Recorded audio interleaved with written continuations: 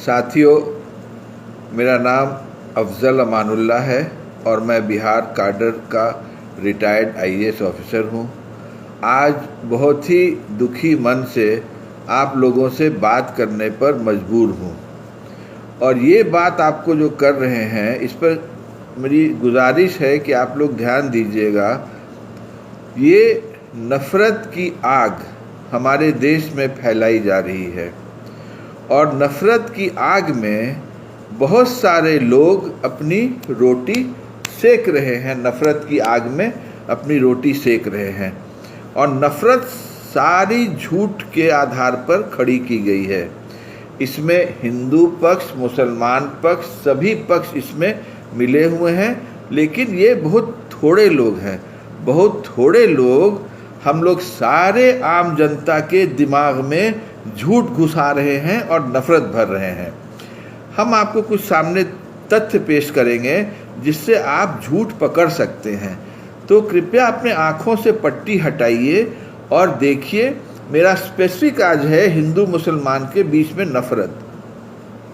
सबसे पहले लोग बोल रहा है कि हिंदू पॉपुलेशन 30-40 साल में हिंदुस्तान में मुसलमानों से कम हो जाएगा, मुसलमान पॉपुलेशन बढ़ जाएगा 30-40 साल में।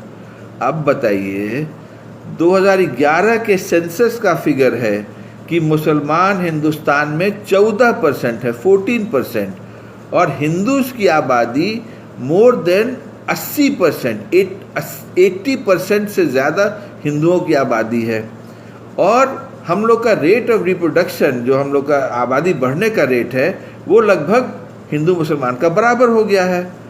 तो किसी जन्म में मुसलमानों की आबादी हिंदुओं से नहीं बढ़ सकेगी।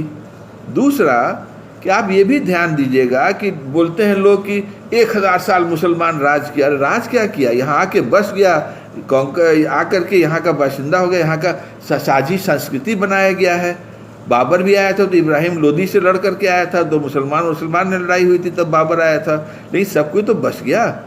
और 1000 साल में मुसलमान की आबादी जब नहीं बढ़ी और हिंदू 80% से ज़्यादा आज भी हैं, तो फिर ये क्या बेवकूफ़ी की बात है? तो ये टोटल गलत बात है कि हिंदू पॉपुलेशन घट जाएगा, मुसलमान पॉपुलेशन बढ़ जाएगा। ये एकदम झूठी बात है। दूसरी झूठी बात बताया जाता है कि पाकिस्तान से कंपेयर कर रहे हैं। अरे बाप रे बाप, पाकिस्तान में जो आज़ादी के टाइम में हिंदू पॉपुलेशन था वो बहुत घट गया है आज। बताइए, सब हिंदू लोग को क्या कर दिया उन लोग? झूठ ये है कि जब आज़ादी हुई थी तो पाकिस्तान का 2 भाग था, एक ईस्ट और एक वेस्ट। ईस्ट पाकिस्तान में बहुत सारे हिंदू थे, वेस्ट में बहुत कम हिंदू थे। बाद में 71 की लड़ाई में बांग्लादेश अलग हो गया, ईस्ट पाकिस्तान अलग हो गया, सिर्फ अब वेस्ट पाकिस्तान बचा, एक ही पाकिस्तान बचा। तो अगर आप पूरा पाकिस्तान आज़ादी के टाइम में पॉपुलेशन ले लिया, ईस्ट और वेस्ट का हिंदू पॉपुलेशन, और अभी आप सिर्फ एक पोर्शन ऑफ पाकिस्तान में बता रहे हैं जहाँ आबादी पहले ही से 3-4% थी, अभी भी 3-4% है, अब बांग्लादेश का आप भूल जाते हैं, तो आप तो झूठ बोल रहे हैं ना, जनता को बरगला रहे हैं ना, टोटल झूठ। कि माने अच्छा, क्यों पाकिस्तान का एग्जाम्पल लेते हैं भाई? पाकिस्तान से मुसलमानों को क्या लेना देना है? पाकिस्तान ख़त्म देश है, वहाँ डेमोक्रेसी थोड़ी है, नाम के लिए प्रजातंत्र है। सारा जनरल लोग उसको रूल करता है, उसका 10-12 फैमिली है जो ट्राइबल चीफ सब हैं, उन लोग रूल करते हैं। वहाँ क्या आज़ादी है? कुछ नहीं है। आए दिन 30-40 आदमी मराता कटाता है, आपस में मार काट होता है, ख़त्म है। एक बहुत मोटा ताज़ा कुत्ता आया था पाकिस्तान से, इंडियन बॉर्डर क्रॉस करके आया, यहाँ पर एकदम दुबला पतला हम लोग का हिंदुस्तानी कुत्ता था। तो पूछा कि भैया तुम मोटे ताज़े आदमी हो, आए हो, तो हम तो दुबले पतले हैं, वहाँ बहुत अच्छा खाने को मिलता है, काहे आए हो? तो बोला कि यार खाने पीने को सब मिलता है लेकिन भूखने नहीं दिया जाता है। तो बताइए क्या आज़ादी है वहाँ पर? उस साले को भूखने नहीं दिया जाता है। तो ये बोगस बात हम लोग को बरगला रहा है। तीसरी बात कि मुसलमान की आबादी बहुत बढ़ेगी, कहे कि 4 शादी करता है, 4 गुना आबादी बढ़ जाएगी। आप ज़रा सोचिए, एक तो 4 शादी वाला तो बोगस बात है कि अब कहाँ आपको देखिए कोई मुसलमान 4 शादी किए हुआ है।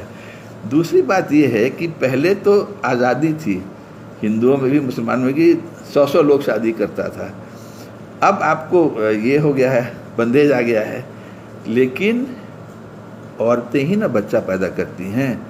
अगर 4 मुसलमान औरत है और 4 हिंदू औरत है और आपका रेट ऑफ रिप्रोडक्शन, बच्चा पैदा करने की शक्ति उन लोग में 2 है अपने पूरे पीरियड में, तो 4 औरत 4 दूनी 8 बच्चा पैदा करेगी हिंदू की, और 4 दूनी 8 बच्चा मुसलमान औरत पैदा करेगी।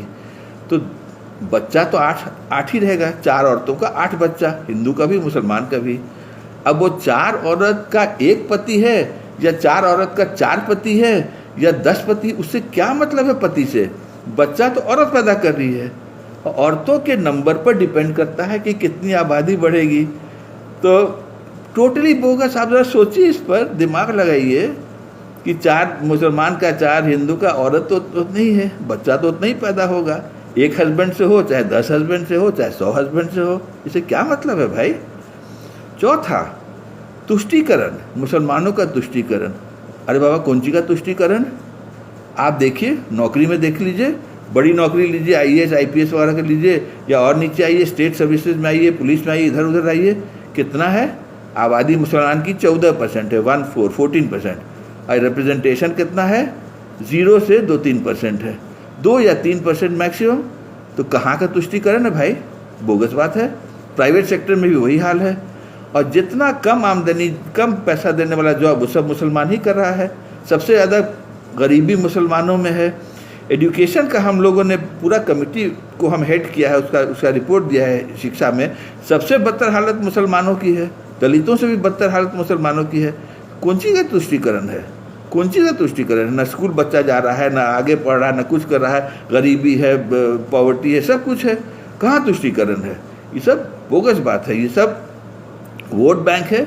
जितने पार्टीज के जितने राजनीतिज्ञ हैं, ये सब मुसलमानों पर वोट बैंक के लिए राजनीति खेल रहे हैं और मुसलमानों को बदनाम कर रहे हैं। खाली लिप सर्विस, खाली ज़बान से बात करिए और दूसरे लोगों को भड़का दीजिए। अरे साला मुसलमान, अरे साला मियाँ, अरे साला ये, इसके साथ क्या क्या सरकार करती। कौन सी केस है? कहाँ है? दिखाइए ना, क्या कहाँ क्या किया है।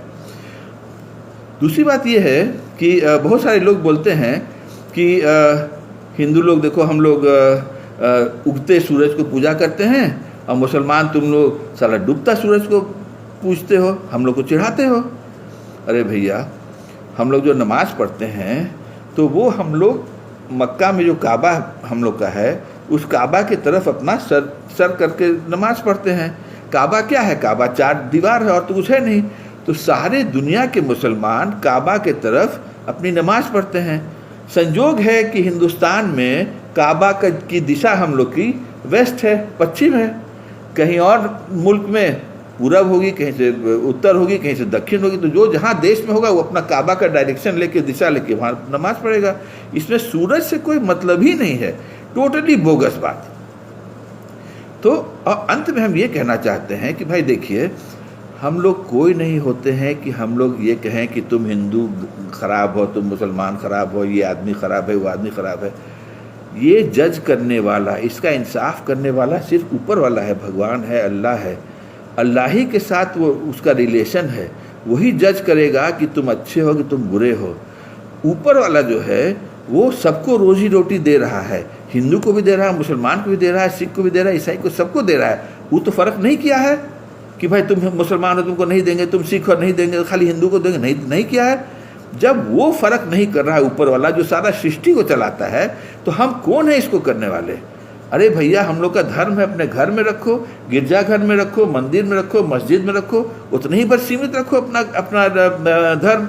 लेकिन तुम रोड पर धर्म को क्यों लाते हो? धर्म की राजनीति क्यों करते हो? सिर्फ यही अपना रोटी सेकने के लिए? ये टोटली बोगस बात है भाई।